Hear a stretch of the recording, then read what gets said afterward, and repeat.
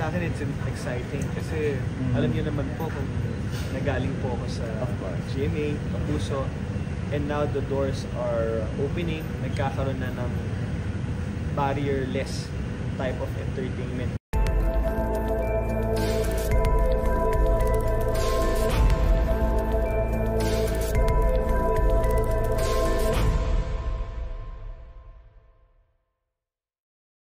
Anong feeling mo na nagko-collab na ngayon ng GMA at ABS? Ang laki ng possibility. Oo. Mapanood ka ulit. Para sa akin, it's exciting kasi alam niyo naman po kung nagaling po ako sa GMA, Kapuso, and now the doors are opening, nagkakaroon na ng barrier-less type of entertainment, meaning yung mga actors pwede mag-crossover, to collaborate, to give our viewers a different type of project, different type of chemistry, bonding, and exciting yung times. And I do hope that mabigyan din ako ng opportunity with that, either or network.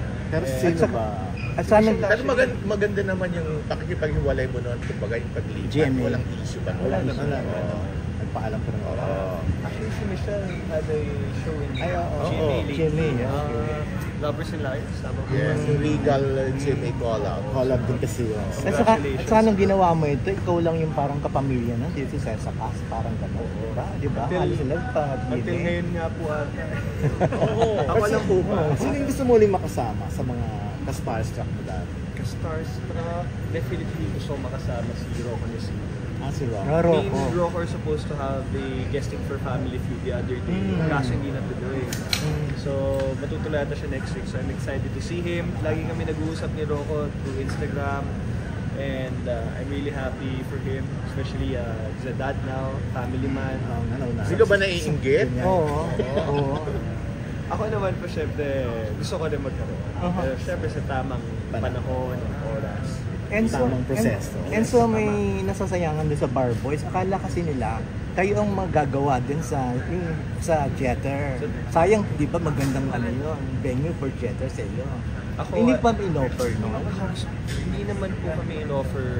Kasi yung original sa inyo, di ba? Direct Kip for that. Pero alam ko may speculations that there will be a Bar Boys 2. But I don't know. Totoo yun, or yung mga fans na po ng Bar Boys yung Pero nakapag-theater ka na ba before? Oo, nakapag-theater ka na. Yes, when I was in college po. Okay. Yung theater play ko nga pa is a Chinese pa ata. It's a Chinese play. I didn't speak Chinese back then, pero tinanggap ako sa Chinese warrior. So sabi ko, kailangan ko matuto. Pero mga legit theater groups, wala pa. Wala. Pero given the chance, gusto ko sana mag-straight up play. Legitimate school nila. Yung mga ginawa. Grabe ka. Ikaw nagsabi na hindi legit. Gusto ko ng straight up play. Pero kung kailangan kong kumanta, sige, why not? Diba? Pero ngayon, Enz, ang plano pa lang, yung mag-aral na, ikot sa culinary. Right now, I'm busy with my culinary school. Tapos busy din ako sa mga non-profit work ko with JCI Manila. Politics ba? Wala. Politics, I don't know. It's a big responsibility for me. Like even if my dad is into politics, wala bang sinasabi sa'yo na it's about time na? Marami naman nagtatanong po sa akin. Pero ako naman personally, hindi naman kailangan maging nasa politika ka para tumingin. So of course, pag nasa politics ka, ibang ballgame, ibang challenges. Of course, you have to be a public servant for that. Siguro right now, I like where I am right now. Kung kailan gusto ko tutulong ako. Bakit nga pala? Ano sa culinary ang pinag-aaralan mo talaga in particular? Right now, halos lahat po eh. Right now, I'm taking patisserie and bread baking class. Actually, meron nga ako dyan sa kotse. Bakit nga pala culinary? Culinary kasi mahilig po ako magluto. And someday, I want to have my own type of restaurant. Meron din kaming dina-develop ni Michelle right now na food stall business. Pero wala pa, in the works pa. So hopefully this year, magawa namin lahat yun.